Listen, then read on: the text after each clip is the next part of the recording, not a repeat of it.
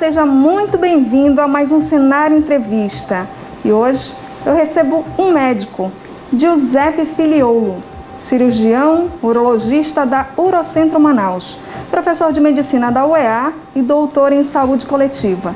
Ele vai conversar com a gente sobre uma coisa muito importante, a saúde do homem. Doutor, seja muito bem-vindo. Muito obrigado pelo convite.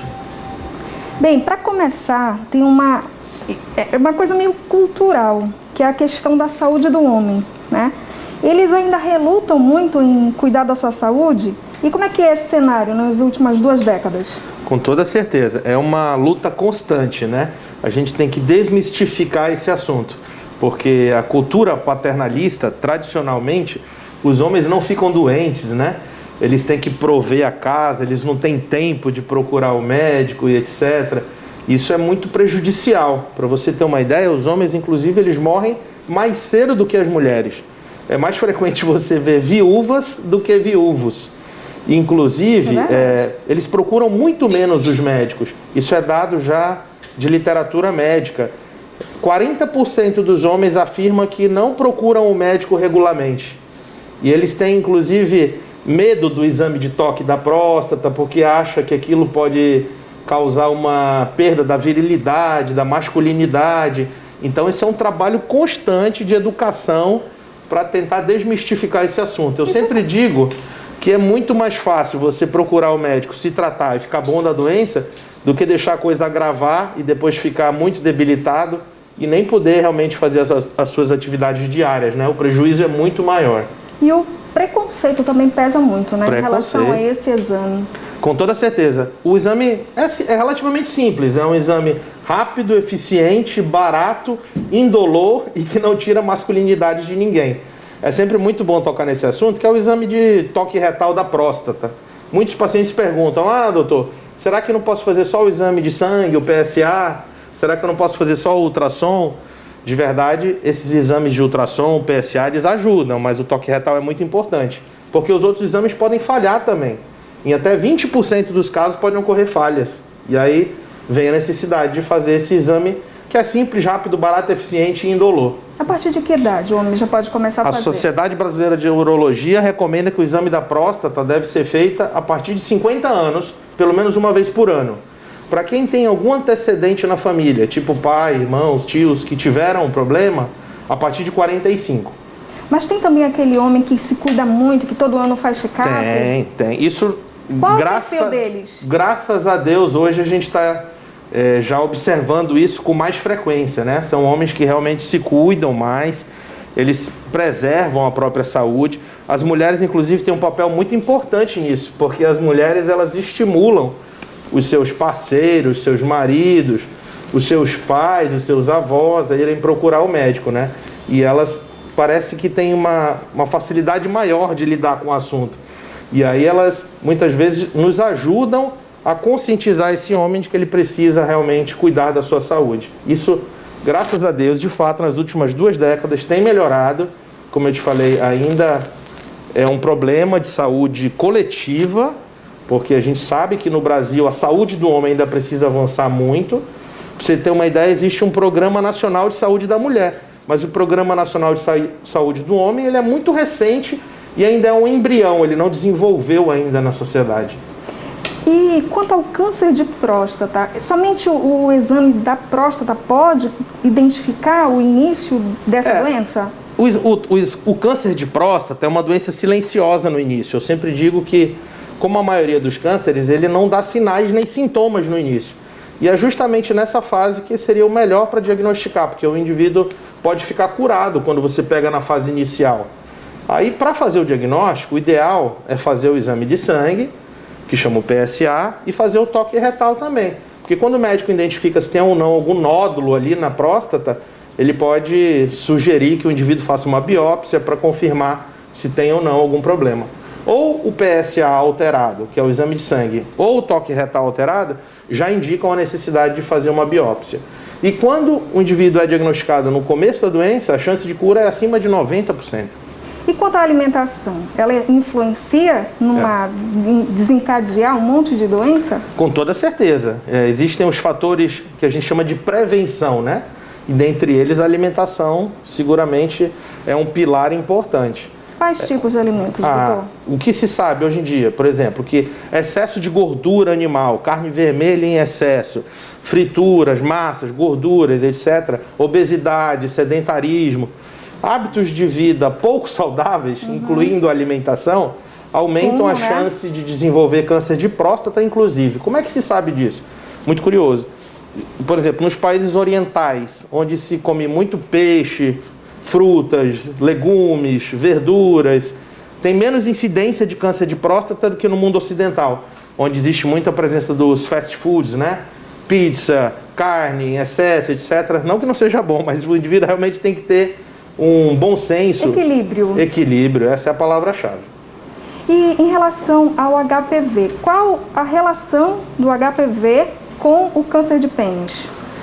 O câncer de pênis ainda é uma triste realidade, principalmente nas regiões mais pobres, na África, no continente sul-americano, no Brasil, sobretudo no norte e no nordeste. Para você ter uma ideia, ainda existem casos de homens que nunca ouviram falar sobre o assunto câncer de pênis. E ele está muito relacionado, o câncer de pênis, com a presença de fimose, que é aquele excesso de pele que dificulta o homem de fazer uma boa higiene do pênis. E aí, quando o indivíduo não faz uma boa higiene, aquilo leva ao acúmulo de secreção, um processo inflamatório crônico, que quando associado com o vírus do HPV, sobretudo o HPV de alto grau, que é o 16 e o 18, em até metade dos casos o HPV tem participação na gênese do câncer de pênis. Então, está fortemente relacionado também. Daí a importância da vacina, tanto para meninos quanto para meninas. Perfeito. A partir de que idade? Então, quando essa vacina começou, era preconizado em crianças na faixa etária entre 9 e 12 anos, né? Na faixa de pré-adolescência. Hoje já existe até uma extensão maior, digamos assim, uma liberdade maior para vacinar pessoas já com mais idade. Inclusive, mais recentemente, tem pesquisas saindo que até pessoas que já têm vida sexual ativa, mas que têm HPV de alto risco, podem se beneficiar da vacina. Mas o público, digamos assim, considerado a chave, o padrão para você tentar prevenir o aparecimento da doença é aquelas jovens, crianças, pré-adolescentes, antes de iniciarem a vida sexual. Em relação ao homem que tem diabetes, que riscos são provenientes dessa doença? Diabetes é uma doença extremamente prevalente no mundo todo, né? Diabetes, eu sempre costumo dizer para os meus pacientes, é uma doença silenciosa também, mas ela causa dano a toda a microvascularização, digamos assim. Causa problema nos olhos, de cegueira, causa problema de insuficiência renal. É a principal causa de disfunção sexual masculina, perda de ereção, sem falar que aumenta a chance de ter riscos de infecção. Por exemplo, bala no post-it, que é a candidíase, que comumente ocorre na mulher, também pode ocorrer no homem, no pênis. Então, o diabetes é uma doença que ela agrava tudo, né? Desde a insuficiência renal crônica até o aumento de morte por acidente cardiovascular, amputação, disfunção sexual. Diabetes é uma doença que o indivíduo precisa se conscientizar que ele tem um problema para tentar controlar os níveis de açúcar. Nós estamos conversando com o médico Giuseppe Filiolo. Não sai daí. A gente vai fazer um breve intervalo e voltar já já.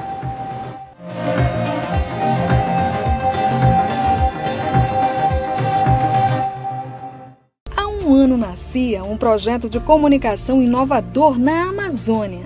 Em meio a um tempo de incertezas, oferecemos a informação precisa. Temos uma redação com profissionais de excelência e que se preocupa em levar até você um conteúdo de qualidade, apurado e pautado na seriedade jornalística. Nossa revista prioriza todos os cenários: diversidade, religião, política, ciência, tecnologia e educação. Nossos parabéns são em tom de agradecimento a todos os nossos leitores e seguidores. Comemoramos um ano reafirmando nosso compromisso com a verdade e a ética. Acreditamos que por meio da notícia podemos divulgar a região amazônica. Obrigada por estarmos um ano juntos. Revista Cenarium, da Amazônia para o mundo.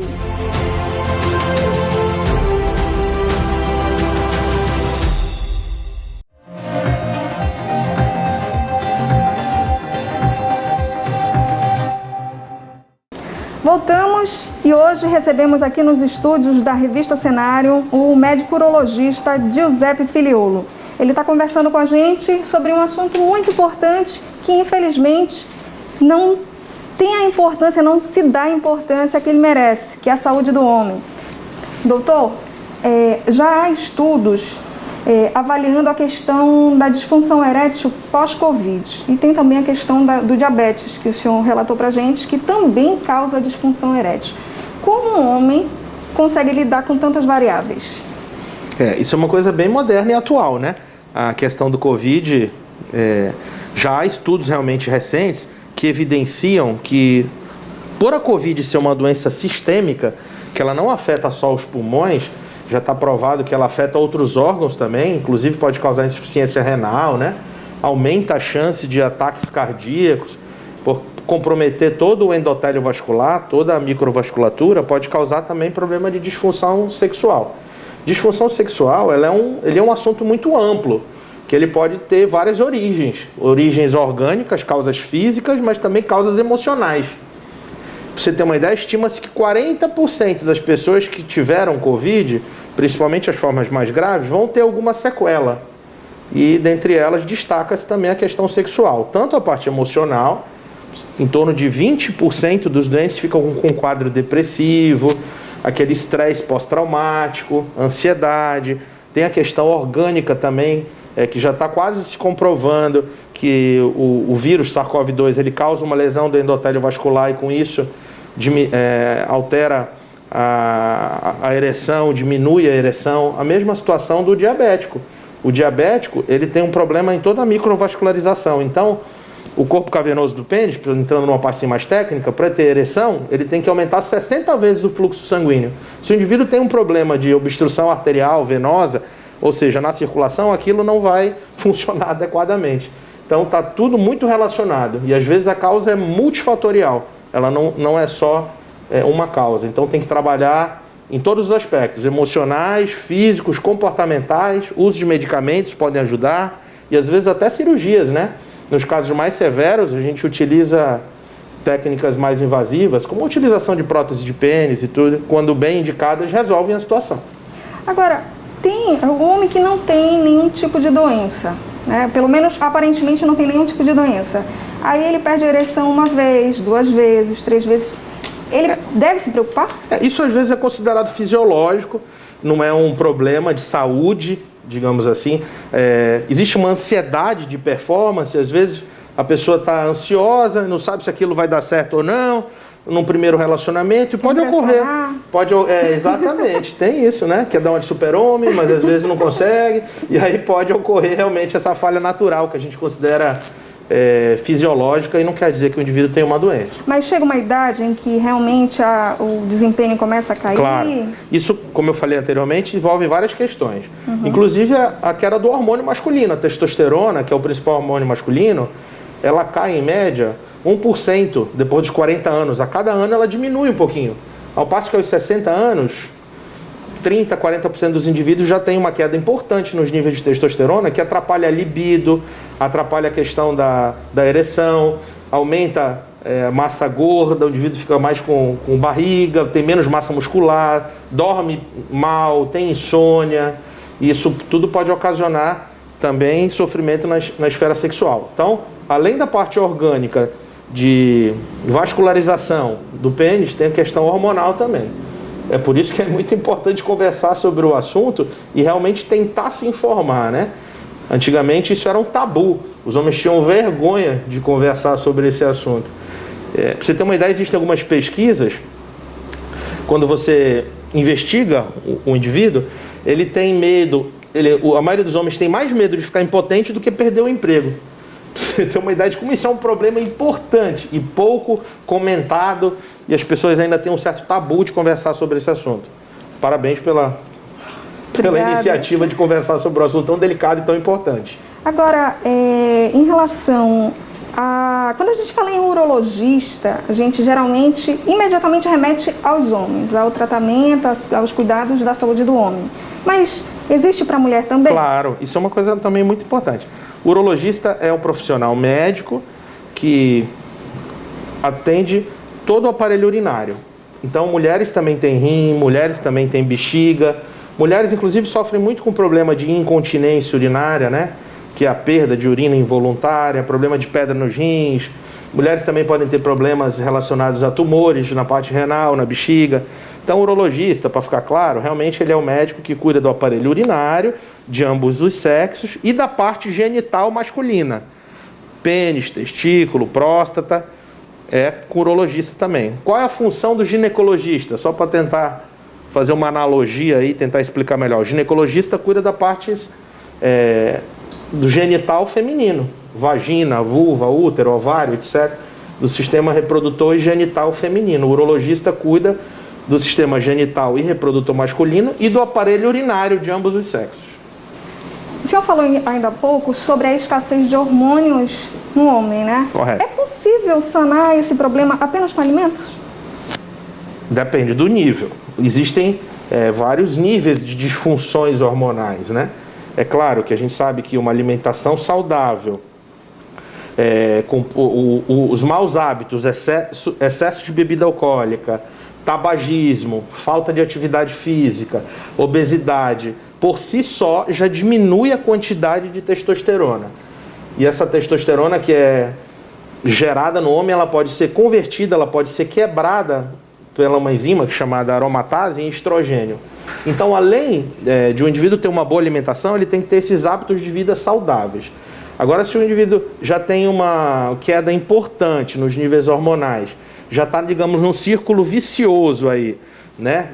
De maus hábitos, de obesidade, de tabagismo em excesso, de etilismo em excesso, aí ele vai precisar de uma ajuda de um médico, às vezes até com prescrição de hormônio mesmo. Prescrição de hormônio que pode ser feito por várias vias. Por via oral, comprimido, por via de gel, ou implantes subcutâneos, ou injeções intramusculares, dependendo da necessidade de cada um. E da preferência e, obviamente, custos e etc. Agora, doutor, e o homem trans? Qual especialista ele deve procurar? Esse também merece uma atenção de vários especialistas, né? Tem que ter o apoio do psiquiatra, provavelmente de um profissional psicólogo. Se ele for fazer alguma cirurgia transformadora de sexo, aí vale a pena entrar o papel do urologista, do ginecologista, no caso das mulheres. Então é profissional, não é só um médico, não. Sem dúvida, o urologista tem um papel porque cuida do aparelho genital e reprodutor masculino. Agora, qual a idade que o homem deve começar a fazer o seu cuidado? Não necessariamente para fazer o exame de próstata, já para cuidar de uma coisa que já é existente, mas para começar a se cuidar mesmo. Eu acho que quanto antes melhor, né? Isso, inclusive, foi fruto de uma campanha da Sociedade Brasileira de Urologia, do qual eu sou membro titular. E estimulando os adolescentes a procurarem um médico, porque eles têm muita dúvida, às vezes, sobre a questão, por exemplo, sexual, aparecimento de pelos, a puberdade, questão da masturbação.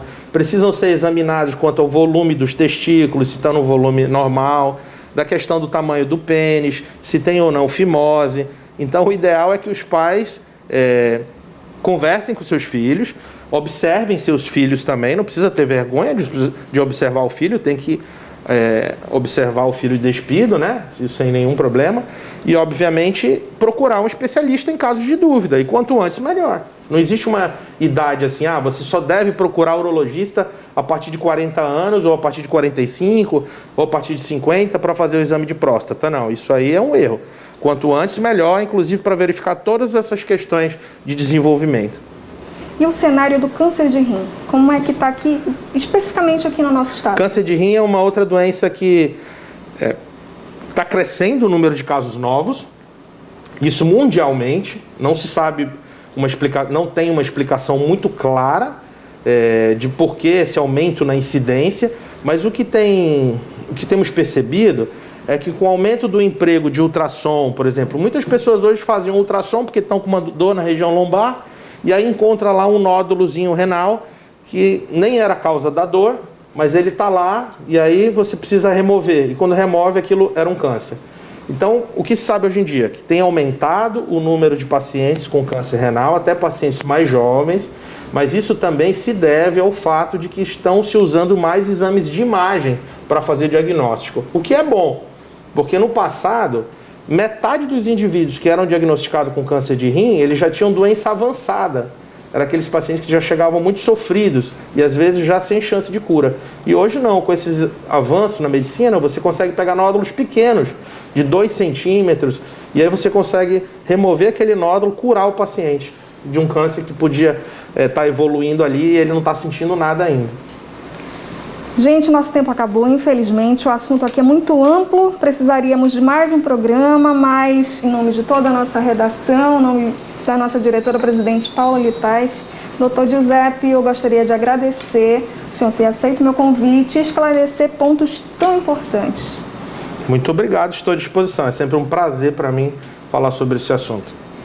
As informações do Dr. Giuseppe vão ficar aqui na tela e se você quiser mais informações, entre em contato. E eu te espero na próxima semana. Muito obrigada. Revista Cenário, da Amazônia para o Mundo.